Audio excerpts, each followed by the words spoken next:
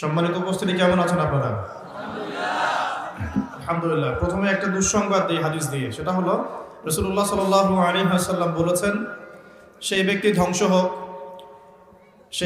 ধ্বংস হোক যে ব্যক্তির সামনে নবী মুহাম্মদ সাল্লাল্লাহু আলাইহি ওয়াসাল্লামের নাম উচ্চারিত হয়েছে কিন্তু সে নবীর নাম শুনেও দরুদ পড়ে নাই।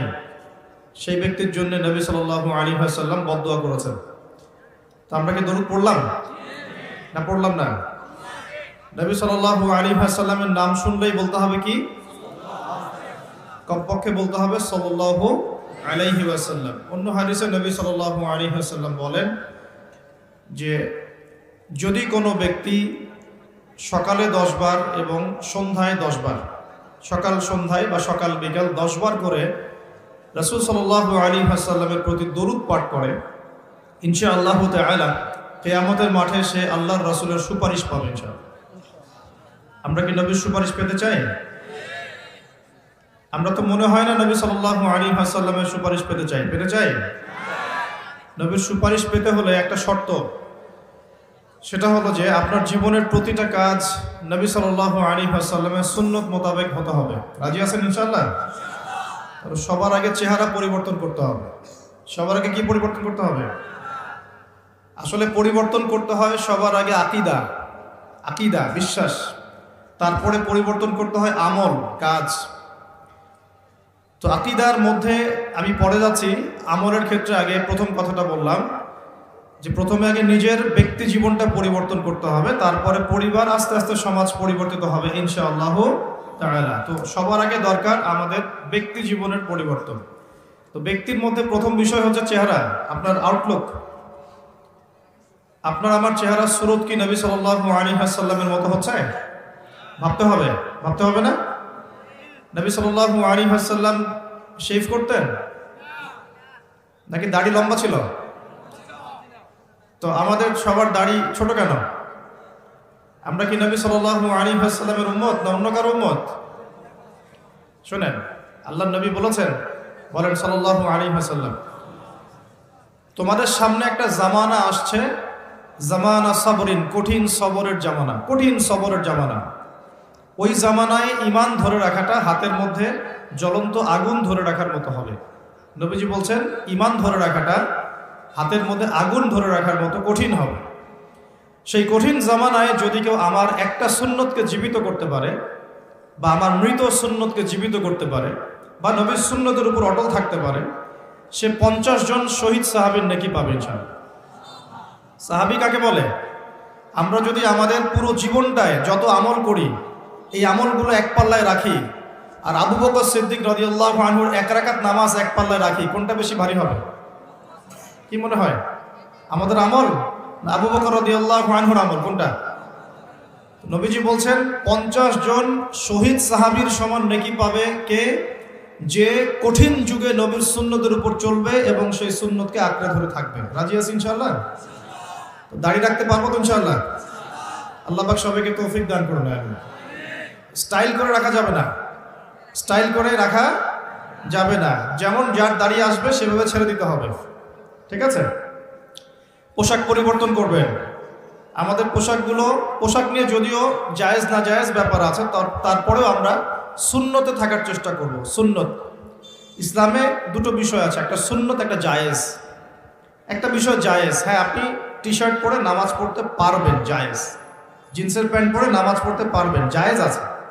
কিন্তু সুন্নাহ মাফিক হচ্ছে না কেন? কারণ পোশাকটা তাকওয়ার পোশাক হচ্ছে না। নবী সাল্লাল্লাহু আলাইহি ওয়াসাল্লাম ঢিলেঢালা পোশাক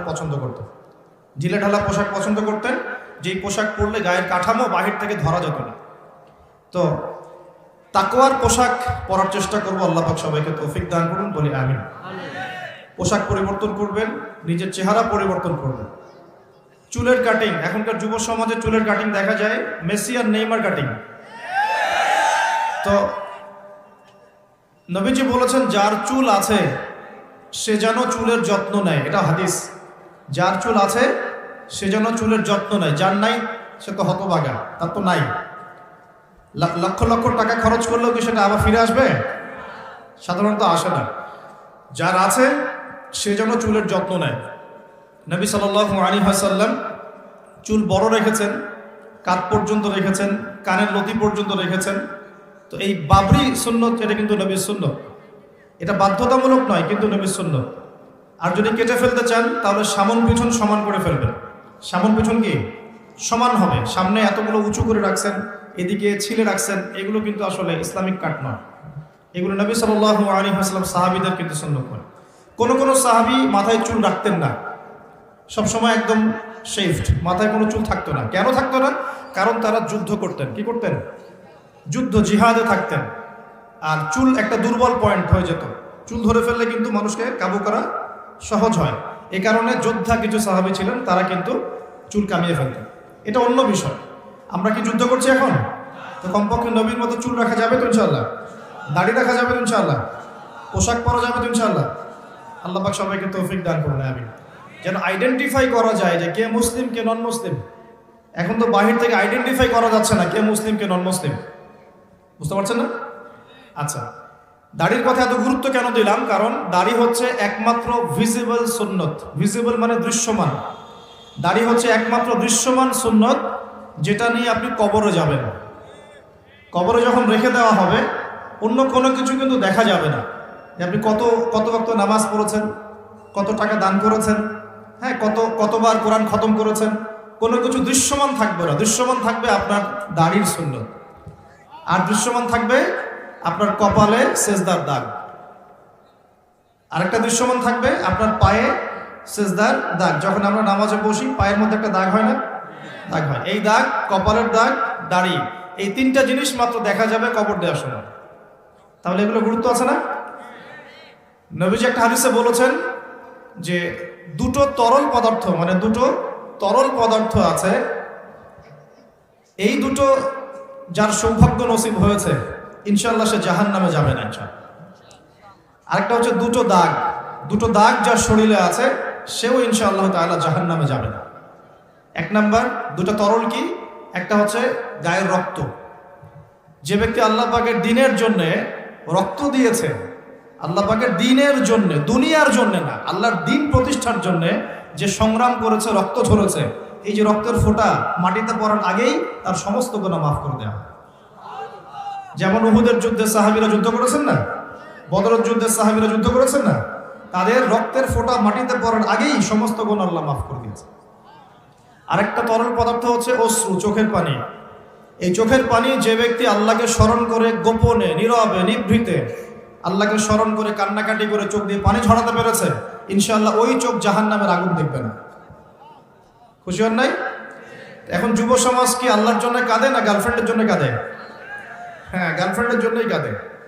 এখন যুব সমাজ গার্লফ্রেন্ডের স্মরণে কাঁদে, আল্লাহর স্মরণে খুব কমই কাঁদে। আর সেই গার্লফ্রেন্ড তো আপনার সাথে কবরে যাবে নাকি? যাবে? শোনেন, আপনারা সবাই ইয়াং, একটা অভিজ্ঞতা শেয়ার করি। অভিজ্ঞতা, ফিলোসফি যেটাই বলেন, যে আমরা অল্প বয়সে শিখেছি, আল্লাহ শিখিয়েছেন আলহামদুলিল্লাহ। দুনিয়াটা হচ্ছে একটা অনিশ্চিত জায়গা। এক নম্বর কথা হচ্ছে দুনিয়া একটা কি? অনিশ্চিত জায়গা। এখানে কোনো কিছু নিশ্চিত না এবং কোনো কিছু স্থায়ীও না। এখানকার সুখও স্থায়ী না, এখানকার দুঃখও স্থায়ী না। এখানে আপনি সুখে আছেন, এই সুখ চিরদিন থাকবে না, মাথায় নিয়ে নেবেন। এখন খুব সুখে আছি আলহামদুলিল্লাহ, কিন্তু এই সুখ কিন্তু চিরস্থায়ী হবে না, মাথায় নিতে হবে। এখন খুব কষ্টে আছেন, এই কষ্টও চিরস্থায়ী হবে না, সুখ আসবে পরে। এখন সুস্থ আছেন, এই সুস্থতা চিরস্থায়ী হবে না, অসুস্থ হবেন। আবার অসুস্থ আছেন, এই অসুস্থতা চিরস্থায়ী হবে না, আবার আপনি সুস্থ হবেন ইনশাআল্লাহ। মানে দুনিয়াতে কোনো কিছুই চিরস্থায়ী না। কারণ কি? কারণ দুনিয়াটাই তো চিরস্থায়ী না। মানে এই দুনিয়াটাই তো চিরস্থায়ী না, এই কারণে দুনিয়ার কোনো কিছুই কি না, চিরস্থায়ী না, সব টেম্পোরারি। এটা হচ্ছে দুনিয়ার বাস্তবতা, হাকিকত। কোনটা স্থায়ী? ওয়াল আখিরাতু খায়রুন ওয়া আবকা। আখিরাত হচ্ছে চিরস্থায়ী এবং উত্তম, এটা স্থায়ী। এখানে যে খারাপ আমল নিয়ে যাবে, অনন্তকাল ওই খারাপ আমলের ফল তাকে ভোগ করতে হবে। ওখানে যে সৎ আমল নিয়ে যাবে, ঈমান নিয়ে যাবে, অনন্তকাল সে সুখ এবং স্বাচ্ছন্দ্যে থাকবে ইনশাআল্লাহ। এই কথাটা কখনো ভুলে যাওয়া যাবে না। দুনিয়া একটা ক্ষণস্থায়ী জায়গা, টেম্পোরারি জায়গা, এখানকার কোনো কিছুই স্থায়ী না। এক। দুই, এই দুনিয়ার জীবনটা জেলখানা। এটা কি? এটা আমার কথা না, নবী সাল্লাল্লাহু আলাইহি ওয়াসাল্লাম বলেছেন, আদ-দুনিয়া সিজনুল লিল মুমিন। দুনিয়া হচ্ছে মুমিনদের জন্য কারাগার। কারাগার চেনেন? জেলখানা চিনেন? জেলখানার ভিতরে যখন আসামিদেরকে ঢোকানো হয়, জেলখানার ভিতরে যখন আসামিদেরকে ঢোকানো হয়, তখন কি তাদের ইচ্ছার কোনো স্বাধীনতা থাকে? সে কি চাইলেই বের হতে পারবে? ওখানে বসে যা ইচ্ছা তাই করতে পারবে? পারবে না। আল্লাহর নবী বলছেন এই দুনিয়ার জীবনটা তোমাদের সবার জন্য হচ্ছে জেলখানা। আমরা মানে মুমিনদের জন্য। আর যারা কাফের, আল কাফেরদের জন্য আর দুনিয়া সিজনুল লিল মুমিন ওয়াল জান্নাতুল লিল কাফির। কাফেরদের জন্য দুনিয়া হচ্ছে জান্নাত। জান্নাত মানে যেখানে যা ইচ্ছা তাই করা যায়, তাই না? জান্নাতে আমরা যা ইচ্ছা তাই করতে পারবো ইনশাআল্লাহ। এখানে কোনো রকমের বাধা ধরা নিয়ম থাকবে না।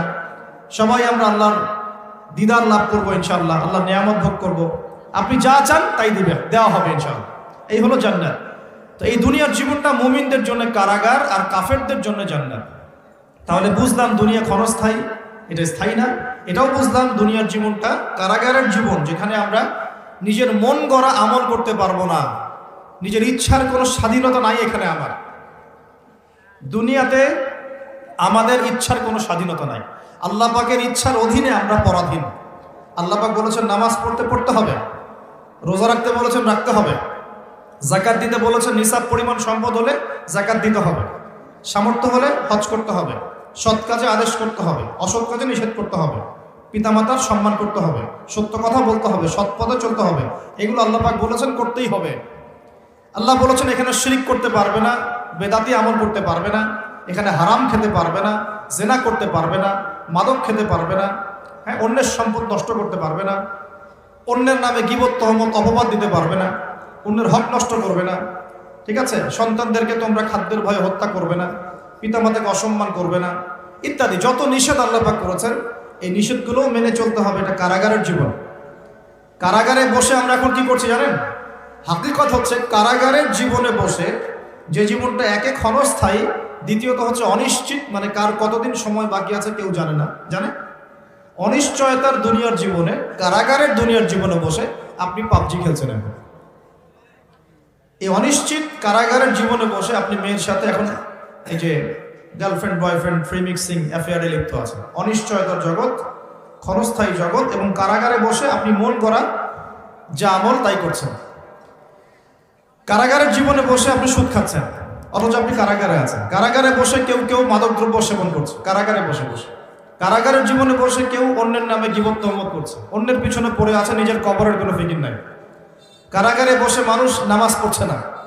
আল্লাহর কারাগারে থেকে মানুষ আল্লাহর বিধান পালন করছে না। আল্লাহ পাকের কারাগারের মধ্যে থেকে মানুষ আল্লাহ দ্রোহিতা করছে, কেউ আল্লাহকে স্বীকারই করছে না। এমন হচ্ছে না? এটা দুনিয়া।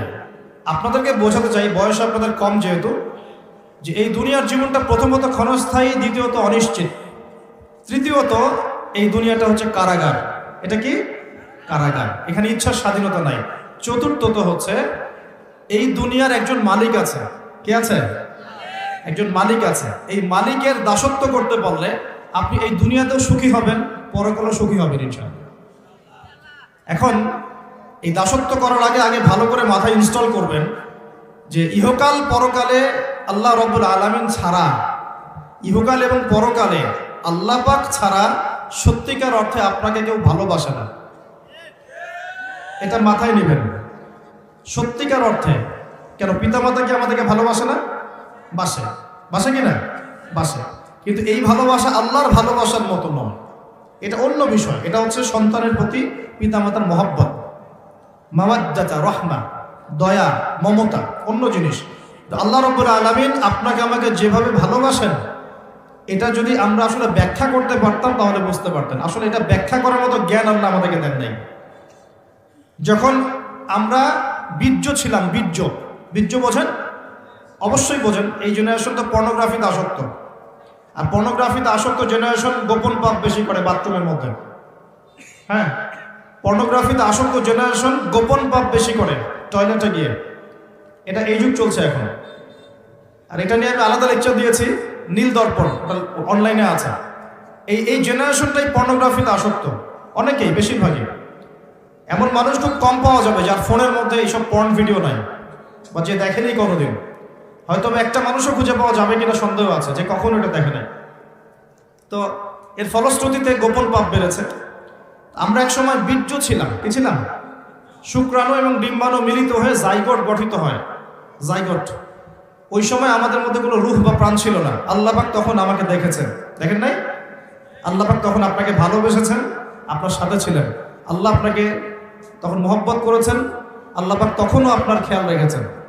আপনার প্রভু আল্লাহ পাক, আপনার রব আল্লাহ পাক তখনও আপনাকে দেখেছেন যখন আমরা জাইগোট ছিলাম। তারপর হচ্ছে আলাক। আলাক মানে জমাট বাঁধা রক্তপিণ্ড। মায়ের গর্ভে রক্তের পিণ্ড আকারে ছিলাম, কোনো হদিস ছিল না আমাদের। এই মহাবিশ্বে আমাদের কোনো অস্তিত্ব ছিল না, একটা মাংসের টুকরা ছিলাম, এতটুকু। আস্তে আস্তে এর মধ্যে হাড় এসেছে, হাড়। যখন 4 মাস 10 দিন বয়স হয়েছে, তখন আল্লাহ রাব্বুল আলামিন তার নিজ অনুগ্রহে আপনার আমার রূহটাকে পাঠিয়ে দিয়েছেন ফেরেশতার মাধ্যমে। সেই ফেরেশতা এসে মায়ের গর্ভে আত্মা বা রূহটাকে ফুঁকে দিয়েছে। এরপর বাচ্চাটা নড়াচড়া করা শুরু করেছে। তখন আপনি মায়ের গর্ভে ছিলেন, আমি মায়ের গর্ভে ছিলাম। আমরা আমাদের অস্তিত্ব জানতাম না। আল্লাহ পাক আমাদেরকে লালন পালন করেছে। তখনও আল্লাহ পাক আমাকে ভালোবেসেছেন। তখনও আল্লাহ আমার সাথে ছিলেন যখন আমার কোনো অস্তিত্ব ছিল না। এরপর আস্তে আস্তে আপনি বড় হয়েছেন। মায়ের গর্ভে আমরা কি করেছি আমরা জানি না, আমাদের মনে নাই।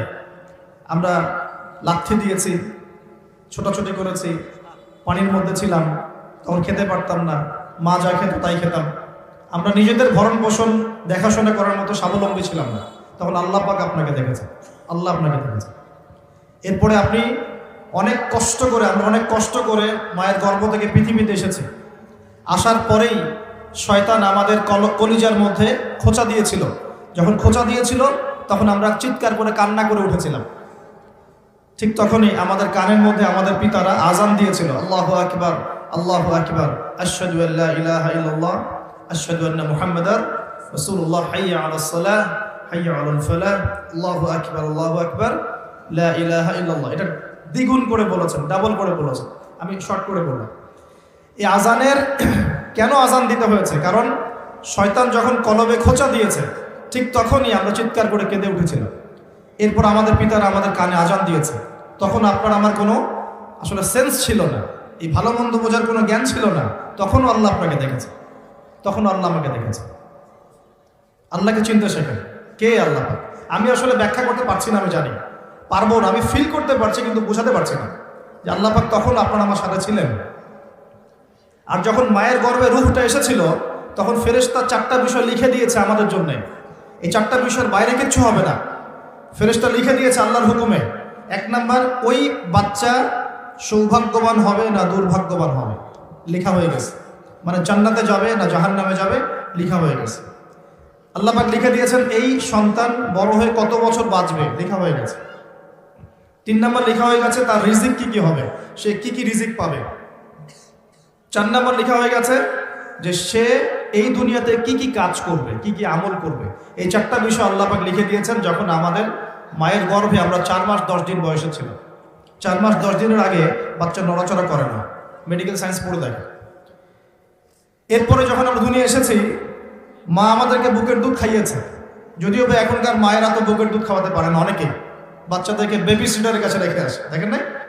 ওই চাইল্ড কি আছে না, ডে কেয়ার সেন্টার টাইপের, যেখানে কাজের বুয়াদের দিয়ে বাচ্চাদেরকে লালন পালন করানো হয়। এখন তো ফ্যামিলিস্ট রেভলিউশনের যুগ, মেয়েরা এখন ঘরে থাকতে পারে না, চাকরি বাকরি ব্যবসা বাণিজ্য কত ব্যস্ততা ওদের। এই নিজের বাচ্চাকে রেখে আসে মানুষের কাছে, তাই না? চাইল্ড ডে কেয়ার সেন্টারে। পরে দেখবেন ওই বাচ্চারা মায়ের মমতাহীনতায় বড় হবে। যারা মায়ের মমতাহীনতায় বড় হয়, বাবার মমতাহীনতায় বড় হয়, এরা বড় হয়ে একটু উগ্র মেজাজের হয়ে যায়। পৃথিবীতে যত মানুষ এই যে অন্যদেরকে হত্যা করেছে বা ওভার এগ্রেসিভ ছিল, ওই মঙ্গলদের কথা বলেন, এই যে হিটলারদের কথা বলেন, পৃথিবীতে এগ্রেসিভ মনোভাবের যারা সন্ত্রাসী এবং অন্যান্য কর্মকাণ্ডের সাথে যুক্ত থাকে, এদের একটা বড় অংশ মায়ের মমতা পায়নি ছোটবেলায়। মায়ের মমতা খুব কঠিন জিনিস, বড় জিনিস। আজকেও যারা মা বাবার সাপোর্ট পায় না সমাজে, পরিবারে, তারা কিন্তু মন থেকে খুব ভিতর থেকে খুব ডিসঅ্যাপয়েন্টেড থাকে, হতাশ থাকে। পরিবারের সাপোর্ট নাই, এক পর্যায়ে গিয়ে মাদকের কাছে গিয়ে শান্তি খুঁজতেছে। মাদক নিয়ে আমাদের চেয়ারম্যান সাহেব কথা বলেছেন, আলহামদুলিল্লাহ। এর পিছনে অনেক কারণ আছে, আমাদেরকে কারণের গোড়ায় যেতে হবে। কারণটা কি? পারিবারিক মূল্যবোধ যখন অবক্ষয় ঘটে তখন ছেলেটা মাদক খায়। গার্লফ্রেন্ড বয়ফ্রেন্ড ফ্রি মিক্সিং এর মধ্য দিয়ে যখন একটা মেয়ে একটা ছেলেকে কষ্ট দেয়, হারাম প্রেমে যখন ছেঁকা খায়, তখন সে মাদক খেতে যায়। রিজন আছে পেছনে। তারপর যখন তাকে আমরা নামাজি বানাতে ব্যর্থ হই, সে অন্য কোনো জায়গায় সুখ খুঁজতে যায়। হয় মাদকের কাছে, অথবা গার্লফ্রেন্ডের কাছে, অথবা যে গিটার, অথবা যে আপনার কোনো মিউজিক্যাল ইনস্ট্রুমেন্ট, অথবা গান, এখানে গিয়ে সে শান্তি খোঁজার চেষ্টা করে, ইন্টারনাল পিস চায়, সে মন থেকে শান্তি চায়।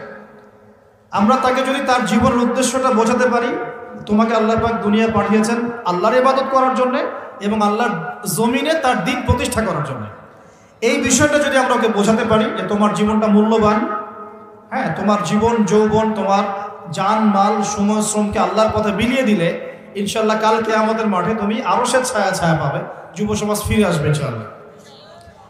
ওদের গোড়ায় আঘাত করতে হবে। কিসের হতাশা? গার্লফ্রেন্ড চলে গেছে, হতাশ হওয়ার কোনো কারণ আছে? যে আপনাকে ছেড়ে চলে যায় সে তো আপনাকে ভালোবাসে না, আর যে আপনাকে ভালোবাসে নাই তার জন্য আপনি মাদক খাবেন কেন? সিম্পল কথা, ঠিক আছে না? যে আপনাকে ভালোবাসে নাই তার জন্য আপনি কেন মাদক খাবেন? দেখা যায় বেকারত্ব, চাকরি বাকরি পাচ্ছে না, বাসা থেকে প্রেশার, কামাই রোজগার নাই, ঘরে বসে বসে খাস, হ্যাঁ, তোর পিছনে এত টাকা ঢাললাম, পারিবারিক সাপোর্টের অভাব, মায়ের মমতার অভাব, বাবার একটা বন্ধুত্ব সুলভ আচরণের অভাব, এইসব কারণে ও ভিতর থেকে ফ্রাস্ট্রেটেড হয়ে যায়। তখন বন্ধুর পাল্লায় পড়ে, বন্ধু বলে আয় ওসব বাদ দে, দুটো টান দে, শান্তি পাবে। তখন বন্ধুর কাছে যায়, এই যে টানা শুরু করলো, এখান থেকে শুরু হবে, প্রথমে সিগারেট থেকে শুরু করে, আস্তে আস্তে যাবে যে গাঁজা, ফেন্সিডিল, এখন তো ইয়াবার যুগ চলছে, আরো বড় বড় কত মাদক আল্লাহ ভালো জানেন এখন লঞ্চ হয়েছে, এগুলো প্রশাসন ভালো বলতে পারবে। তো স্টার্টিংটা কিন্তু এভাবে হয়, পারিবারিক সাপোর্টের অভাব, অথবা মমতার অভাব, অথবা একটা হৃদ্যতাপূর্ণ পরিবেশ নাই পরিবারের মধ্যে, ঝগড়াঝাটি ফাসাদ, পিতামাতার মধ্যে ফাসাদ, অথবা বন্ধুদের পাল্লায় পড়া, অথবা নারী, অথবা হতাশা, বেকারত্ব, এই কয়েকটাই কারণ মূলত। এগুলো থেকেই ছেলেরা মাদকের দিকে যাচ্ছে মূলত। তো কারণগুলো সলভ করতে হলে কোথায় আসতে হবে? আমি দুইটা খালি মেডিসিন বলে দেবো, অনলি দুইটা। কয়টা? দুইটা। আমি চ্যালেঞ্জ করছি, এই দুইটা মেডিসিন যদি প্রয়োগ করা যায় যুব সমাজের উপরে, ইনশাআল্লাহ 1% যুবক মাদক খাবে না ইনশাআল্লাহ। একটা মেডিসিন হচ্ছে কিচ্ছু না, শুধু ওদেরকে 5 ওয়াক্ত নামাজ পড়াতে হবে। টাইম টু টাইম তোমরা 5 ওয়াক্ত নামাজ পড়বা, যত হতাশা, গ্লানি, কষ্ট দেখবা, সমস্ত কষ্ট ওই আল্লাহর সামনে ঢেলে দিবা। যখন তোমার কেউ ছিল না, যে আল্লাহ তোমাকে দেখেছে, ওই আল্লাহর সামনে ঢেলে দিতে হবে। পারা যাবে ইনশাআল্লাহ? এই একটা মেডিসিন। অতএব নামাজই বানান, মানুষকে বেশি বেশি নামাজই বানান, অটোমেটিক সে মাদক থেকে দূরে আসবে ইনশাআল্লাহ। আল্লাহ পাক ওয়াদা করেছেন, আল্লাহ বলছেন ইন্নাস সালাতা তানহা আনিল ফাহশাই ওয়াল মুনকার ওয়া লাযিকরুল্লাহি আকবার। আল্লাহ বলছেন শোনো, নিশ্চয় নামাজ পড়ার মতো পড়লে, নামাজ কায়েম করার মতো করলে, এই নামাজই তোমাকে সমস্ত পাপ থেকে দূরে রাখবে ইনশাআল্লাহ। নামাজ, আমি 3G 4G নামাজের কথা বলছি, নামাজের কথা বলছি যে নামাজ আপনি মনোযোগের সাথে, খুশুর সাথে নামাজে কি পড়ছেন বুঝতে পারছেন, সেজদায় গিয়ে দোয়া করছেন, আল্লাহকে পাচ্ছেন, এই নামাজের কথা বলছি। এই নামাজ যে ব্যক্তি পড়তে পারে 5 ওয়াক্ত, ইনশাআল্লাহ মাদকের ধার কাছেও সে কখনো যাবে না ইনশাআল্লাহ। আর দ্বিতীয় মেডিসিন হচ্ছে, সেটা হলো আল কোরআনুল কারীম, যেটা আমার হাতে দেখছেন। এই আল কোরআনুল কারীম যদি আপনি প্রতিদিন কমপক্ষে 1টা পারা করে তেলাওয়াত করেন, 30 দিন 30 পারা, প্রতিদিন 1 পারা, প্রতি মাসে 1 খতম, যদি এতটুকু এই জিনিসটা অভ্যাস করতে পারেন, ইনশাআল্লাহ আপনার মনের মধ্যে প্রশান্তি দিয়ে ভর্তি থাকবে, কোনো কষ্ট থাকবে না ইনশাআল্লাহ। আমি চ্যালেঞ্জ করছি আপনাকে, ইমপ্লিমেন্ট করে দেখেন, প্রতিদিন 1 পারা, কতটুকু? অন্তত 1 পারা, 30 দিন 30 পারা, মাস শেষে 1 খতম হবে ইনশাআল্লাহ।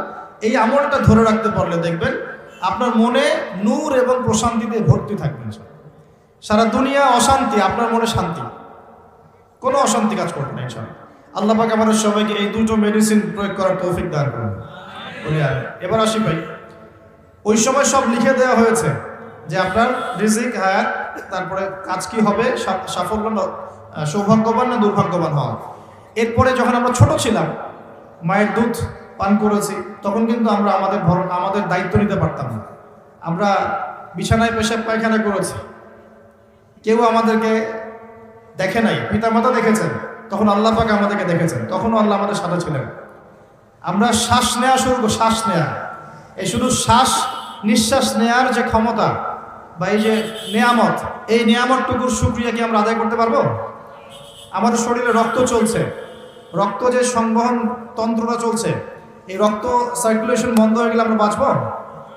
এটা কে দেখছেন? এটা এই যে হার্ট যে পাম্প করছে, হার্টবিট, একটা হার্ট পাম্প করার পরে আল্লাহর অনুমতি চায়, আল্লাহ আরেকবার পাম্প করবো কি? আল্লাহ অনুমতি দেয়, তারপর পাম্প করে।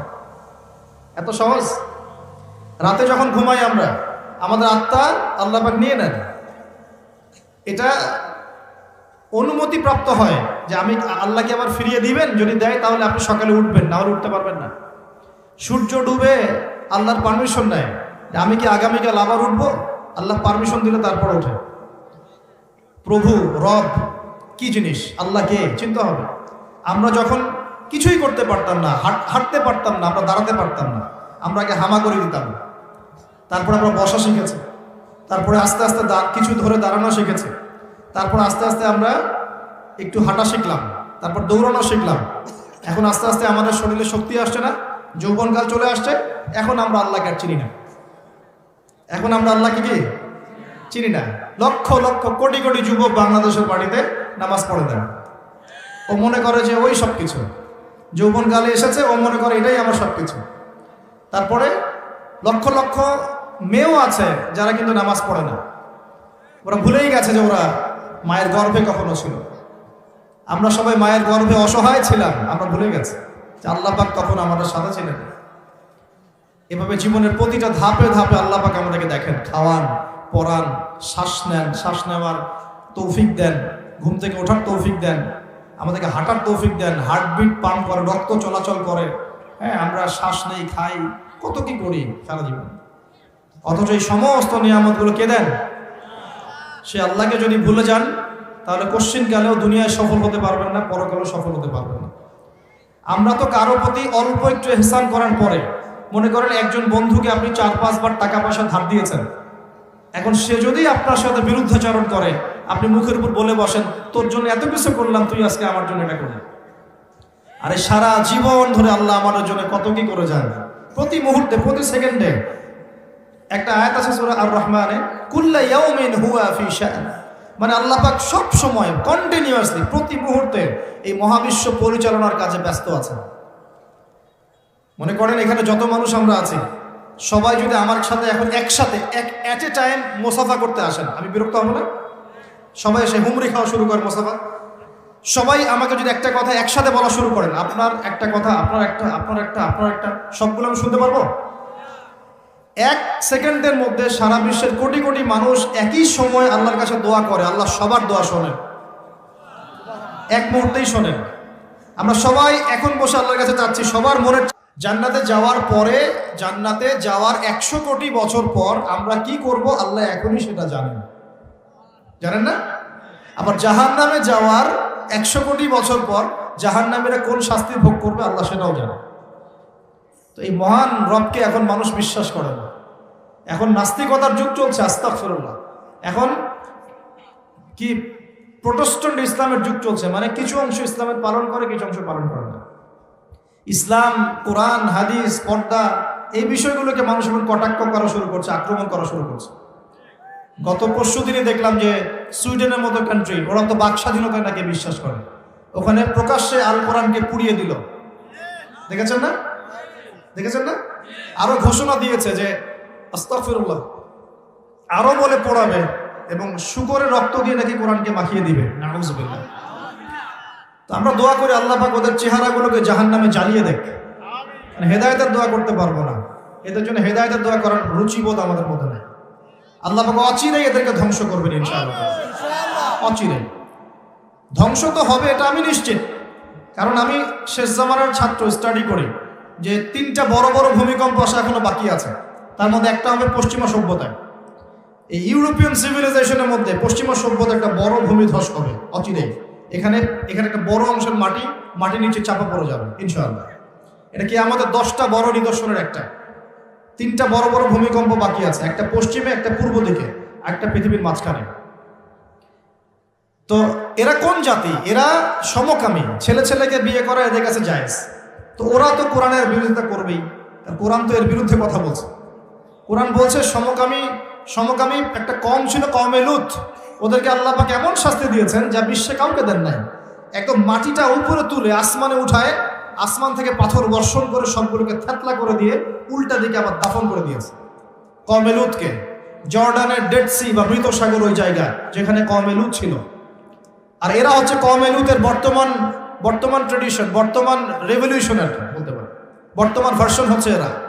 কওমে লূতের বর্তমান ভার্সন এরা, প্রেজেন্ট ভার্সন এরা এই সভ্যতা, পশ্চিমার এই সভ্যতা ছেলে ছেলেকে বিয়ে করা জায়েজ মনে করে।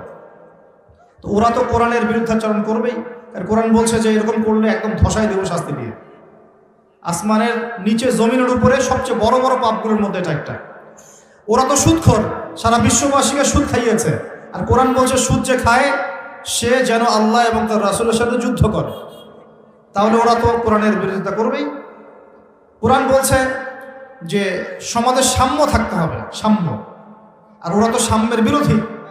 ওরা মানবতার ধ্বজা ধরে বিশ্বের বিভিন্ন মুসলিম কান্ট্রির মধ্যে মুসলিম থেকে নির্যাতন করেছে। ওরা তো কোরআনের বিরোধিতা করবেই, স্বাভাবিক। কোরআন বলছে এইসব জালেমদের সাথে জিহাদ করতে, আর এই কিতাবে সেটা লেখা আছে। তাহলে ওরা তো এই বইটা পুরোতে চাইবে না? এগুলো পড়লে তো আপনার ভিতরে একটা জজবা চলে আসবে, ওরা চাইবে এখান থেকে আপনাকে দূরে সরাই দিতে। কোরআন বলছে মুসলিমদের ঐক্যের কথা, তো ওরা তো মুসলিমদের ঐক্য পছন্দ করবে না, অতএব কোরআন তো পুরাতে হবেই ওদের কাছে। কোরআন বলছে ওরা বস্তুবাদী আর আখিরাত চিরস্থায়ী, তো বস্তুবাদী এই সভ্যতা আখিরাতমুখী সভ্যতার বিরুদ্ধাচরণ তো করবেই। কোরআন বলছে যে দিন ইসলামকে আল্লাহ পাক পাঠিয়েছেন সারা বিশ্বে বিজয়ী হওয়ার জন্য, আর ইসলাম যদি বিজয়ী হয় ওদের অস্তিত্ব থাকবে, অতএব তারা তো বিরুদ্ধাচরণ করবে। কোরআন বলছে মাদক থেকে দূরে থাকার কথা, আর ওরা মাদক ফ্রি অ্যাক্সেস সবাই খাচ্ছে, তাহলে ওরা কি বিরুদ্ধাচরণ করবে না? স্বাভাবিক। কোরআন বলছে যে জেনা থেকে দূরে থাকো না, জেনার কাছেও যেও না। আর ওদের সভ্যতা এমন সভ্যতা যেখানে বাবাও মেয়ের সাথে জেনা করে না। বিশ্বাস করছেন না কথা?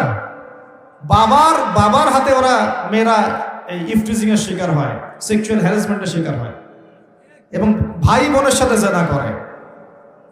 কতগুলো প্রমাণ নেবেন? আমি একটা বইয়ের নাম বলে, লস্ট মডেস্ট একটা বই আছে, মুক্ত বাতাসের খোঁজে, পড়েন, সব দেখতে পাবেন ডিটেলস, প্রমাণস্বরূপ। এই সভ্যতা তো কোরআনের বিরুদ্ধাচরণ করবেই, কারণ কোরআন তো এখান থেকে আপনাকে দূরে সরাচ্ছে। ব্যভিচার, পরকিয়া কি ইসলামে জায়েজ? ওদের ওখানে একটা ফ্যাশন, ওরা কি বিরুদ্ধাচরণ করবে না? করবে। ওদের যতগুলো নোংরামি, অশ্লীলতা, ফাহেসা কাজ, আল্লাহ দ্রোহিতা, এই প্রত্যেকটা বিষয়ের বিরুদ্ধে কোরআন কথা বলছে বলেই কোরআনের বিপক্ষে ওদের এত জ্বালা। কিন্তু এই জ্বালা বেশি দিন স্থায়ী হবে না ইনশাআল্লাহ। কারণ আমরা জানি অচিরেই এমন প্রজন্ম আল্লাহ পাক পাঠাবেন ইনশাআল্লাহ, যে এই প্রজন্মের প্রত্যেক সন্তান আল কোরআন পড়তে জানবে ইনশাআল্লাহ, কোরআনের অর্থ বুঝবে ইনশাআল্লাহ, কোরআনের আদেশ মানবে, নিষেধ বর্জন করবে ইনশাআল্লাহ, কোরআনের দাওয়াত মানুষের কাছে পৌঁছাবে, এবং আল্লাহর এই পুরো জমিনে কোরআনের বিধান প্রতিষ্ঠা করবে ইনশাআল্লাহ। এমন প্রজন্ম অচিরেই আসবে। আমি আপনাদেরকে বলে দিয়ে যাচ্ছি যে নবী ঈসা আলাইহিস সালামের হাতে 40 বছর এই পুরো বিশ্বে এই ন্যায় এবং ইনসাফের শাসন না হওয়া পর্যন্ত কিয়ামত আল্লাহ পাক দিবেন না ইনশাআল্লাহ। এটা হাদিসে লিখিত হয়ে গেছে। তিনি আসবেন, তার আগেই ইমামুল মাহদী আসবেন, তিনি দাজ্জালকে হত্যা করবেন, এবং দাজ্জালকে ফলো করবে কিন্তু এরাই দাজ্জালকে ফলো করবে। তবে পাথর বা গাছের পিছনেও যদি দাজ্জালের বাহিনী গিয়ে লুকায়, ওই পাথর আর গাছও কথা বলা শুরু করবে। তারা বলবে, ইয়া মুসলিম ইন্না ওয়ারা আল ইয়াহুদ তাআল ফাকতুলহু, হে মুসলিম, আমার পিছনে একজন ইহুদি আছে, আসো একে হত্যা করে যাও। পাথর এবং গাছ কথা বলবে। বিশ্বাস করছেন? এই সময় সামনে অপেক্ষা করছে। বিশ্বে এখন যা দেখছেন তার কিছুই থাকবে না। নতুন একটা বিশ্ব পৃথিবী দেখবে, এমন বিশ্ব যেখানে না আছে কোনো জুলুম, না আছে কোনো অন্যায়, না কোনো পাপাচার, না কোনো জেনা, না কোনো এই যে আল্লাহ দ্রোহিতা, না কোনো কুফর, না কোনো শিরক। ইনশাআল্লাহ এমন একটা বিশ্ব অচিরেই আমাদের সামনে আসছে ইনশাআল্লাহ। তবে আমাদের কিছু কাজ আছে, ওই কাজ বলতে গিয়ে দিকে এসেছে। প্রথমে আল্লাহকে চিনতে হবে। কি করতে হবে? আল্লাহকে চিনতে হবে। আল্লাহ রাব্বুল আলামিন আমাদের রব, এটা চিনতে হবে। যখন আমাদের কেউ ছিল না, কে ছিল? আল্লাহ। এখন আপনি বড় হয়েছেন, আল্লাহকে ভুলে যাচ্ছেন, আস্তে আস্তে কিন্তু আপনি আবার দুর্বল হবেন। যেমন মায়ের গর্ভে যেমন দুর্বল ছিলেন জন্মের পর, আবার কিন্তু আস্তে আস্তে এমন দুর্বল হবেন। এই যে এখন যৌবনকাল চলছে, খুব দ্রুত দেখবেন যৌবন পাস হয়ে যাচ্ছে। আর এখন কিন্তু সময় অনেক দ্রুত যাচ্ছে, কারণ এটা কিয়ামতের একটা সাইন, যে সময় কিন্তু টাইম দ্রুত যাওয়া শুরু করবে। এমনকি একটা বছর একটা মাসের মতো চলে যাবে, একটা মাস একটা সপ্তাহের মতো চলে যাবে, একটা সপ্তাহ একটা দিনের মতো চলে যাবে। এরকম মনে হচ্ছে না এখন? আস্তে আস্তে এমন হচ্ছে। এটার মানে হচ্ছে সময় থেকে বরকতটা উঠে যাচ্ছে। সময় থেকে কি উঠছে? টাইম কিন্তু ঠিকই আছে, মানে 24 ঘন্টা 24 ঘন্টায়, কিন্তু একটু দ্রুত পাস হচ্ছে, মানে আপনার বরকতটা কমে যাচ্ছে। নবী সাল্লাল্লাহু আলাইহি ওয়াসাল্লাম একদিনে যত কাজ করতে পারতেন, আমরা এক মাসে অত কাজ করতে পারি না। ভালো করে খেয়াল করে দেখেন, আল্লাহ নবীজি একদিনে যত কাজ করতেন সকাল থেকে রাত পর্যন্ত, আমরা মনে হয় এক সপ্তাহ এক মাসেও করতে পারি না। তো প্রিয় ভাইয়েরা, সময় দ্রুত পাস করছে, যৌবন চলে যাবে। যৌবন সম্পর্কে আপনাকে দুই একটা হাদিস বলে আমি এদিকে আস্তে আস্তে ফিনিশিংয়ের দিকে যাব। আল্লাহর নবী বলেছেন 7 শ্রেণীর মানুষকে আল্লাহ পাক আরশের ছায়া দিবেন, যেদিন ওই ছায়া ছাড়া অন্য কোনো ছায়া থাকবে না। তার মধ্যে দ্বিতীয় শ্রেণী হচ্ছে, আচ্ছা প্রথমটা হচ্ছে ন্যায়পরায়ণ শাসক। শাসন ক্ষমতা পাওয়া কোনো দোষের কিছু নয়, ন্যায় বিচার করলে আরশের ছায়া পাবে ইনশাআল্লাহ। আমরা দোয়া করি আল্লাহ পাক আমাদের সবার উপরে ন্যায়পরায়ণ শাসক মনোনীত করুন বলি আমিন। এরপরে দ্বিতীয় শ্রেণী হচ্ছে সেই যুবক যে তার যৌবনকালটাকে আল্লাহর পথে বিলিয়ে দিয়েছে। এই সুযোগ এখন আপনাদের সবার সামনে আছে। এখন আপনি কোন পথে যাবেন, decision is yours, choice is yours, আপনার চয়েস। আপনি কি শয়তানের পথে যাবেন, নাকি একটা মেয়ের পিছনে সময় নষ্ট করবেন, নাকি হতাশার আর মাদকের পিছনে সময় নষ্ট করবেন, না আল্লাহর দ্বীনের জন্য কিছু করবেন? আল্লাহর দ্বীনের জন্য করতে হলে কিছু বৈশিষ্ট্যের দরকার আছে, যোগ্যতার দরকার আছে। এমনি এমনি কি অ্যাচিভ করা যায় কোনো কিছু? দুনিয়ার একটা চাকরি কি এমনি অ্যাচিভ করা যায়? পড়তে হয়, মেসে থাকতে হয়, স্টাডি করতে হয়, অ্যাসাইনমেন্ট জমা দিতে হয়, পরীক্ষা দিতে হয়। এভাবে 10-15 বছর পড়ার পর একটা সার্টিফিকেট অর্জন করে আপনি চাকরি নিচ্ছেন, তাই নয় কি? একটা চাকরি নিচ্ছেন, বিশেষ ক্যাডার হচ্ছেন, বড় বড় জায়গায় যাচ্ছেন। তাহলে দিনের জন্য কাজ করার জন্য বা আল্লাহর দিনকে প্রতিষ্ঠা করার জন্য যোগ্যতার দরকার আছে না? প্রথম যোগ্যতা হচ্ছে জ্ঞান অর্জন করা। কি করা? কোরআন এবং সুন্নাহর বেসিক জ্ঞান আপনাদের সবাইকে অর্জন করতে হবে। রাজি আছেন তো ইনশাআল্লাহ? সর্বপ্রথম কোরআন তেলাওয়াত করা শিখতে হবে। কি করতে হবে? কোরআন তেলাওয়াত করা শিখতে হবে। আগামী রমজান আসার আগেই সবাই তেলাওয়াত করা শিখে নিব ইনশাআল্লাহ। রাজি আছি তো ইনশাআল্লাহ? 2 নাম্বার, কোরআনের ভাষা শিখতে হবে, আরবি ভাষা। তাহলে কোরআন আপনি বুঝতে পারবেন ইনশাআল্লাহ, পড়ে বুঝতে পারবেন আল্লাহ পাক কি বলছে। 3 নাম্বার, কোরআনের সাথে সাথে হাদিস পড়ার চেষ্টা করতে হবে। হাদিসের মধ্যে অথেন্টিক যে হাদিসগুলো আছে এগুলো চর্চা করবেন। 4 নাম্বার, আলেম ওলামাদের সাথে সম্পর্ক রাখতে হবে। একা একা কোরআন হাদিস পড়তে গেলে কিন্তু আপনি অনেক সময় বিভ্রান্ত হতে পারেন। ওলামা কেরামের সাথে সম্পর্ক রাখলে আপনি কোরআন সুন্নাহর সঠিক মেসেজটা পাবেন ইনশাআল্লাহ। এখানে আবার কোন শ্রেণীর আলেম ওলামার সাথে সম্পর্ক রাখবেন? ওঠেন বসেন শিখা এরকম, ঢেলে দেই এরকম? কিরকম? কোন আলেম ওলামা? যে আলেম ওলামা সৎ কাজে আদেশ করে, অসৎ কাজে নিষেধ করে, যাদের ব্যক্তিত্ব গায়রত আছে, যাদের মধ্যে আত্মমর্যাদা বোধ আছে, যারা উম্মার ফিকির করে, উম্মার জন্য খেদমতে নিজের জীবন বিলিয়ে দিচ্ছে, এই শ্রেণীর ওলামা কেরামের সাথে থাকবেন ইনশাআল্লাহ। আর যারা ইসলামকে ঠাট্টা বিদ্রুপ হাসি ঠাট্টার পাত্র বানিয়েছে, এই টাইপের আলেমদের সাথে কোনো সম্পর্ক রাখার দরকার নেই। প্রকৃতপক্ষে এদেরকে আলেমও বলা হয় না, এটা আলেমের সংজ্ঞার মধ্যে পড়ে না। আলেমকে যে ব্যক্তির মধ্যে ইলম আছে এবং সে ইলম অনুযায়ী আমলও করে, আল্লাহর জমিনে আল্লাহর দিন প্রতিষ্ঠার চেষ্টা করে, আলেম। আলেম মানে কি? শুধু জানি আমল করি না, এটাকে আলেম বলা হয়? শুধু জানি আমল নাই, এটাকে আলেম বলা হয়? প্রিয় ভাইরা, সত্য মিথ্যা চিন্তা হবে। এই ট্রল নিয়ে, ফেসবুক ইউটিউব নিয়ে এত বেশি মত্ত হয়ে থাকবেন। কনস্ট্রাকটিভ পড়াশোনা করেন, অফলাইনে পড়াশোনা করেন, ওলামা কেরামের সাথে সম্পর্ক করেন, আগে জ্ঞান অর্জন, তারপর অন্য কিছু। জ্ঞান ছাড়া আপনি এই বিশ্বে ইসলামকে এগিয়ে নিতে পারবেন না। কারণ এখন জ্ঞান দিয়ে যুদ্ধ করা হচ্ছে। কি দিয়ে যুদ্ধ হচ্ছে এখন? একটা সময় ছিল আগে তরোয়াল দিয়ে যুদ্ধ হতো, মনে আছে? তারপরে যুদ্ধ হওয়া শুরু হচ্ছে ট্যাঙ্ক দিয়ে, কামান দিয়ে, গোলা বারুদ দিয়ে, মনে আছে? এখন পারমাণবিক যুদ্ধের যুগ না? পারমাণবিক অস্ত্র দিয়ে মানুষ যুদ্ধ করার জন্য মরিয়া হয়ে আছে, তাই না? আমরা আশঙ্কা করছি যে বিশ্বের সামনে হয়তো একটা পারমাণবিক যুদ্ধ হয়ে যেতে পারে। আল্লাহ ভালো জানেন, আল্লাহ ভালো জানেন, আপনারা জানেন না। তবে এখন সবচেয়ে শক্তি কোন জিনিসটা? সবচেয়ে বড় শক্তি হচ্ছে প্রযুক্তি। সবচেয়ে বড় শক্তি কি? প্রযুক্তি, তথ্য প্রযুক্তি। যার কাছে যত বেশি প্রযুক্তি এবং ডাটা আছে, সেই রাষ্ট্র তত বেশি শক্তিশালী। অতএব আমাদের সবাইকে জ্ঞান অর্জন করতে হবে। এবং কোন জ্ঞান? যেটা প্র্যাকটিক্যাল জ্ঞান। শুধু জ্ঞান বই পুস্তকে পড়ে রাখলাম, হ্যাঁ, যেটা প্র্যাকটিক্যাল কোনো ভিত্তি নাই, এটা কিন্তু আসলে প্রকৃত জ্ঞান নয়। যে জ্ঞানটাকে প্রয়োগ করা যাচ্ছে এবং জ্ঞান প্রয়োগ করে ইসলামকে এগিয়ে নেওয়া যাচ্ছে। তো এখন কি ডারউইনের মতবাদ পড়বেন নাকি? হ্যাঁ, বলছে যে বানর থেকে মানুষ হয়েছে, আর আমরা সূরা বাকারার মধ্যে দেখছি মানুষ থেকে বানর হয়েছে। জানেন? এটা হয়তো জানেন না, বলছি শোনেন। আল্লাহ পাক একটা জাতিকে বলেছিলেন শনিবারে মাছ ধরবে না। কি করবে না? শনিবারে মাছ ধরবে না। বনু ইসরাইল। বনু ইসরাইল কারা জানেন তো? কারা? হ্যাঁ, ইয়াকুব আলাইহিস সালামের বংশধর, কিন্তু প্রকৃতপক্ষে ইহুদি বলা হয় কাদেরকে? যারা মুসা আলাইহিস সালামের কওম। আর নাসারা বলা হয় কাদেরকে? যারা ঈসা আলাইহিস সালামের কওম। ঠিক আছে? তো এই বনু ইসরাইলের মধ্যে একটা কওম ছিল যাদেরকে আল্লাহ পাক বলেছিলেন যে শনিবারে মাছ ধরো না। ওরা তো বেশি চালাক, শনিবারে মাছ না ধরে একটা বাদ দিয়ে রাখছে, শনিবারে মাছ ধরবো না, মাছগুলো আগে আসুক, এখানে আটকা থাকবে, পরে ধরবো।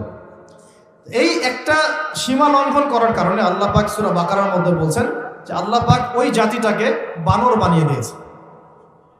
তাহলে মানুষ থেকে বানর হয়েছে, দলিলটা কোরআনে আছে। আর ওরা যে ডারউইনের মতবাদ দিচ্ছে এটা কুফরি মতবাদ। কেউ যদি এখানে বিশ্বাস করে, মন থেকে বিশ্বাস করে, তার ঈমান চলে যাবে, কোনো সন্দেহ নেই। আমরা এসেছি জান্নাত থেকে। কোত্থেকে? মানুষ বানর থেকে আসে নাই, মানুষ জান্নাত থেকে আসছে। আমাদের পিতা কোথায় ছিল? আমাদের পিতা জান্নাতে ছিল। সেখানেই তো ইবলিস প্রলোভিত করলো, গাছের কাছে চলে গেলেন। তারপর আল্লাহ পাক নারাজ হলেন, হ্যাঁ, তওবা করলেন, আল্লাহ তওবা কবুল করলেন, কিন্তু দুনিয়ায় পাঠিয়ে দিলেন। তাহলে আমরা কোত্থেকে আসছি? আমরা এই দুনিয়ার বাসিন্দা নই, আমরা জান্নাতে ছিলাম, সেখান থেকে আমরা এখানে আসছি। আমরা বানর থেকে মানুষ হই না। তো কোরআন বলছে এই কথা। আর কিছু কিছু ক্ষেত্রে দুঃখজনক, দুর্ভাগ্যজনক, এটা আমাদের জন্য দুর্ভাগ্যজনক যে আমাদের বাচ্চাদের বইপত্রে কিছু কিছু ক্ষেত্রে এগুলো শেখানো হচ্ছে। তো এগুলো জ্ঞান নয়, এগুলো জাহেলিয়াত। এগুলো কি? জাহেলিয়াত। এইসব জ্ঞান অর্জন করতে যাবেন না। এখন যদি পরীক্ষায় পাশের জন্য পড়তেই হয়, তাহলে কি করবেন? তাহলে আমি বলবো যে আপনার ইমানে দুর্বলতা আছে। আমাদের উপরের লেভেল থেকে পদক্ষেপ গ্রহণ করতে হবে, অথবা সামাজিক সচেতনতা গড়ে তুলতে হবে। আর যদি কোনোভাবেই এই সব বইপত্র পরিবর্তন, সংশোধন না করে, তাহলে কি করবেন? নতুন নতুন শিক্ষা প্রতিষ্ঠান গড়ে তোলেন, মাদ্রাসায় পড়ান, সিলেবাসের মধ্যে সংশোধন নিয়ে আসেন। আমি তো একটা লেকচারে বলেছি যে 3 ঘন্টা লাগবে প্লে গ্রুপ থেকে নিয়ে ক্লাস 5 পর্যন্ত জেনারেল শিক্ষা, ইসলামিক শিক্ষা সমন্বয় করে আপনাকে 3 ঘন্টার মধ্যে দিয়ে দিব ইনশাআল্লাহ। আমার ছেলে ক্লাস 5-এ যেতে যেতেই পাস করায় হাফেজ হবে। মিনিমাম সে 100টা হাদিস মুখস্থ করবে, আরবি ভাষা শিখবে ইনশাআল্লাহ, পাশাপাশি বাংলা, ইংরেজি, অঙ্ক এগুলো সবই শিখবে। 3 ঘন্টা লাগবে ইনশাআল্লাহ। আলহামদুলিল্লাহ শুরু করেছি, আল্লাহ ভালো জানেন কতদূর করতে পারবো। ইচ্ছা আছে সারা বাংলাদেশের প্রত্যেকটা ডিস্ট্রিক্টে একটা করে এমন প্রতিষ্ঠান গড়ে তোলার যেখানে জেনারেল শিক্ষা, ইসলামী শিক্ষার একটা সর্বোচ্চ সমন্বয় থাকে ইনশাআল্লাহ। আল্লাহ পাক কবুল করুন বলি আমিন। যাদের সামর্থ্য আছে এগিয়ে আসবেন, যাদের অর্থ সম্পদ আছে, জায়গা জমি আছে, তারা এগিয়ে আসবেন। আমি আপনাকে সর্বোচ্চ সিলেবাস দিয়ে সহযোগিতা করতে পারবো। আমি আপনাকে বইপত্র, ইংলিশ মিডিয়ামের বই, বাংলা মিডিয়ামের বই, অ্যারাবিক মিডিয়ামের বই, একটা ট্রাইলিঙ্গুয়াল কনস্ট্রাকটিভ সিলেবাস আমি আপনাকে করে দিতে পারবো। আপনি পড়াবেন ইনশাআল্লাহ। ভালো টিচার আপনি খুঁজে বের করবেন, আপনি তাদেরকে ভালো বেতন দেবেন, তাদের জন্য প্রতিষ্ঠান করবেন, থাকার জায়গা করবেন, এটা আপনাদের দায়িত্ব। কিন্তু বিশ্বাস করেন এটাই শিক্ষা। একমুখী যে শিক্ষা চলছে, এখানে অনেক দৈন্যতা আছে। আমরা কোনো ক্ষেত্রে আমরা মসজিদের ইমাম হয়েও বিশ্বের খবর রাখছি না। একজন ইমাম বিশ্ব অর্থনীতি, রাজনীতি সবকিছুর খবর রাখবে, কেন রাখবে না? কোনো ক্ষেত্রে আমরা ডক্টর, ইঞ্জিনিয়ার হচ্ছে ঠিকই, কিন্তু ইসলামের ওযু করার নিয়ম জানি না। এগুলো শিক্ষা হলো না। আমাকে ইসলামী শিক্ষার ভিত্তি অর্জন করে তারপর অন্য জায়গায় যেতে হবে ইনশাআল্লাহ।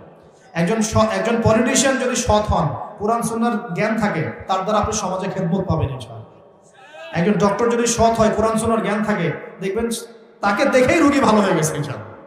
প্রেসক্রিপশন করে দিয়ে বলবে যে ভাই নামাজটা 5 ওয়াক্ত পড়েন, হ্যাঁ, ওযু অবস্থা থাকেন, পরিষ্কার পরিচ্ছন্ন থাকেন, কোরআন তেলাওয়াত করেন।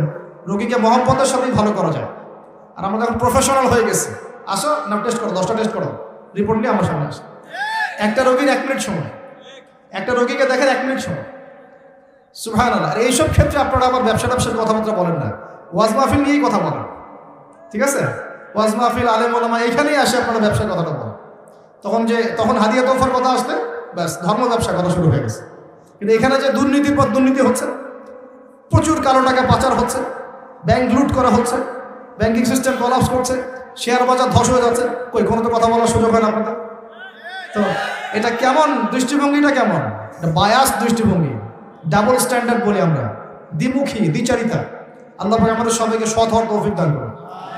আমি বলতে চাচ্ছিলাম যে কোরআন সুন্নাহর শিক্ষা ব্যবস্থাটা যদি শুরু থেকে গোড়া থেকে প্লে গ্রুপ থেকে লঞ্চ করা যায়, সাথে জেনারেলটাও থাকে, এই জাতিকে ঠেকানোর মতো কেউ থাকবে না ইনশাআল্লাহ। দোয়া করি আল্লাহ পাক যেন একদিন না একদিন এমন কিছু মানুষকে নিয়ে আসেন আমাদের উপরে যারা এই কথাগুলো বুঝবেন এবং এই কথাগুলোর উপর আমল করে সমাজটাকে পরিবর্তন করবে ইনশাআল্লাহ। প্রিয় ভাই, প্রথমে দরকার জ্ঞানের বিপ্লব। এখন যার কাছে যত বেশি জ্ঞান সে তত বেশি শক্তিশালী, জ্ঞান যার কাছে আছে সে তত বেশি শক্তিশালী। এরপর দরকার হবে আপনার আমল, বেশি বেশি নবীর সুন্নাহ অনুযায়ী আমল করতে হবে। জ্ঞান এবং আমল যখন একত্রিত হবে, আল্লাহর পক্ষ থেকে কলবের মধ্যে নূর আসবে। কি আসবে? নূর আসবে, আল্লাহর আলো, নূর আসবে। এটা কি ব্যাখ্যা করতে পারবো না আপনাকে। এটা যখন আসবে, যার কাছে আসছে সেই জানে আল্লাহর নূর কি জিনিস। আল্লাহর নূর মানে আল্লাহ দ্রোহী কোনো কিছুই আপনার ভালো লাগবে না। যার কলবে আল্লাহ নূর আসছে সে হারাম কিছু দেখতেও তার ভালো লাগবে না, হারাম কিছু শুনতেও ভালো লাগবে না, হারাম কোনো কিছুর সাথে সম্পৃক্ত হতেও ভালো লাগবে না, কারণ তার মধ্যে সে আল্লাহ নূর পেয়ে গেছে। তার ভালো লাগবে নামাজ, তেলাওয়াত, ইসলাম, এগুলোই ভালো লাগবে। তো আল্লাহ পাক সূরা জুমার এটা বলেছেন, আল্লাহ পাক যার কল্যাণ চান তার হৃদয়টাকে ইসলামের জন্য উন্মুক্ত করে দেন, প্রশস্ত করে দেন। সুবহানাল্লাহ। আমলের সাথে দরকার এই নূর। নূর আসলে তাজকিয়া, আত্মশুদ্ধি অর্জন হবে। তাজকিয়া, আত্মশুদ্ধি মানে যে যার মনটা সৎ, যে সবাইকে নিয়ে ভাবে, যে কারোর সাথে হিংসা বিদ্বেষ গীবত তহমত থাকে না, যে সততার সাথে দিনকে এগিয়ে নেওয়ার চেষ্টা করে। মানুষ জানে না আজে বাজে অনেক কথা বলতে পারে, ওগুলো শোনারও তার সময় নেই, সে তার গতিতে এগিয়ে যাবে। এগুলো শোনারও সময় নাই, এগুলোর দিকে তাকানোরও সময় নেই। আল্লাহ পাক এমন প্রজন্ম করে দিন বলি আমিন। আরো দরকার আছে প্রিয় ভাই, হালাল রিজিক। দিনের জন্য কিছু করতে চান, হালাল রিজিক খেতে হবে, হারাম খাওয়া যাবে না। রাজি আছেন ইনশাআল্লাহ? আরো দরকার হচ্ছে আদর্শ পরিবার, পারিবারিক আদর্শ সুন্দর হতে হবে। নিজের পরিবারে নামাজ প্রতিষ্ঠা করেন, তালিম প্রতিষ্ঠা করেন, পর্দা প্রতিষ্ঠা করেন, বাচ্চাদেরকে কোরআন শেখান, আপনার পরিবারের পরিবেশটাকে ইসলামিকভাবে গড়ে তোলেন। ইনশাআল্লাহ আল্লাহ পাক কবুল করবেন ইনশাআল্লাহ।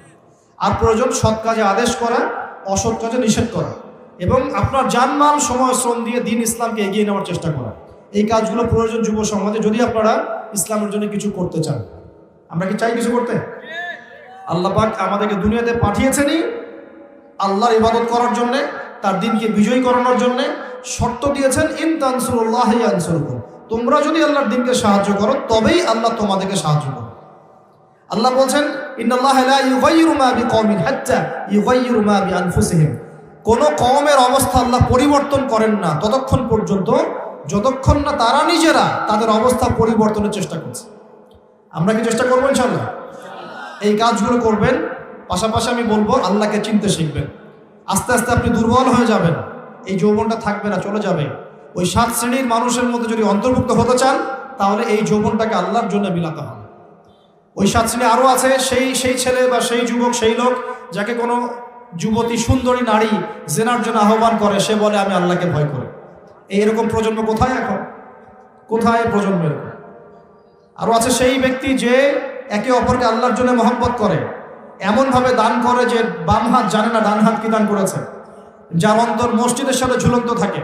এখনকার যুব সমাজের অন্তর ঝুলে থাকে ফোনের সাথে।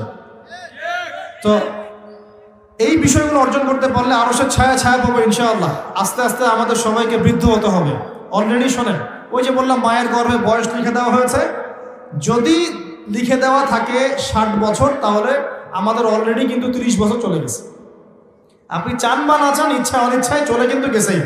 যেটা চলে গেছে 1000 দড়ি দিয়ে টানলেও সেটা আর ফিরে আসবে না।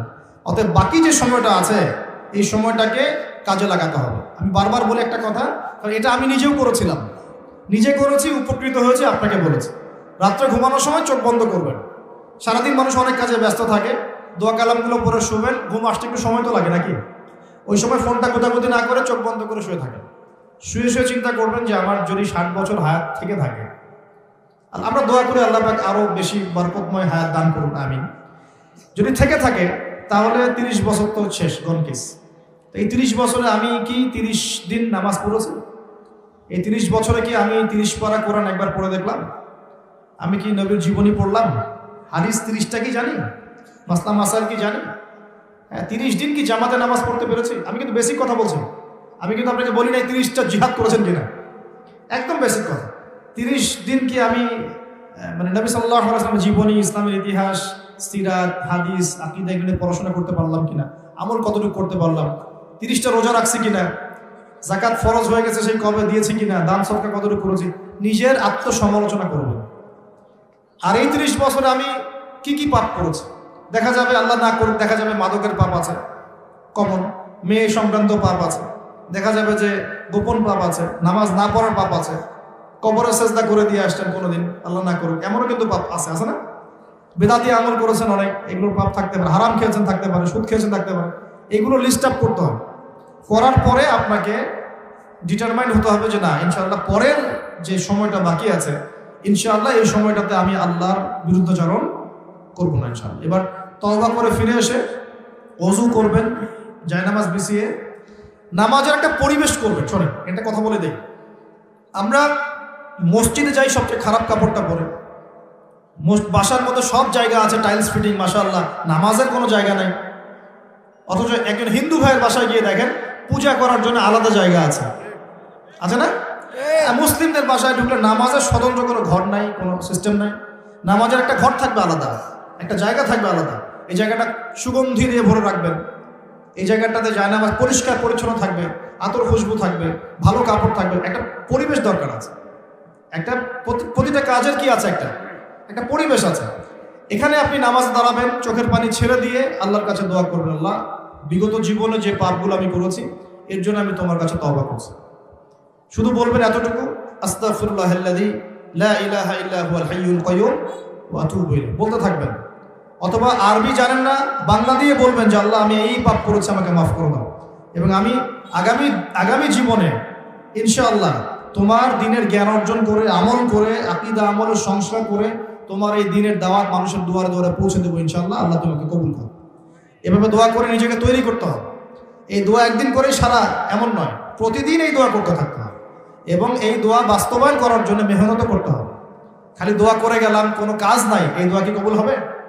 আল্লাহর নবী কি শুধু দোয়া করেছিলেন না, বদরের যুদ্ধ করেছিলেন?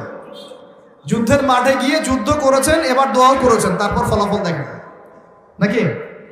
যুদ্ধের মাঠে গিয়েছেন, সাহাবীদেরকে প্রশিক্ষিত করেছেন, আরো কত কি, অস্ত্রশস্ত্রের ব্যবস্থা করেছেন, খবর নিয়েছেন ওদের কত সৈন্য, আমরা কোথায় দাঁড়াবো, কোন দিকে দাঁড়ালে ভালো হয়, বদরের কূপটাকে আগে দখল করে নিয়েছেন, সব ট্যাকটিক অ্যাপ্লাই করেছেন। তারপরে দোয়া, আল্লাহ এই যে মানুষগুলো আজকে তোমার সামনে আছে, এরা যদি আজকে না থাকে ইসলাম মিটে যাবে, আল্লাহ আজকে তুমি আমাদেরকে সাহায্য করো। তখন আল্লাহ পাক আসমান থেকে ফেরেশতা পাঠিয়েছে। এই হলো আমাদের কাজ, দোয়াও চলবে ইনশাআল্লাহ, এর পাশাপাশি প্রচেষ্টাও চলবে। এগুলো যদি সব একত্রিত হয় ইনশাআল্লাহ তাআলা, সেই দিন বেশি দূর নয় ইনশাআল্লাহ, যেদিন শুধু বাংলার জমিনে না, ইনশাআল্লাহ সারা বিশ্বব্যাপী দিন ইসলামের প্রচার প্রসার ব্যাপক হবে, প্রতিষ্ঠাও লাভ করবে ইনশাআল্লাহ তাআলা। সমস্ত জালেমের শেকড় আল্লাহ পাক উপরে ফেলবেন ইনশাআল্লাহ তাআলা। আল্লাহ পাক আমাদের সবাইকে আল্লাহকে চেনার তৌফিক দান করুন, বলি আমিন। আল্লাহ পাক আমাদের সবাইকে আল কোরআন তেলাওয়াত শেখার তৌফিক দান করুন। আল্লাহ পাক আমাদের সবাইকে যেন 5 ওয়াক্ত নামাজি বানিয়ে দেন।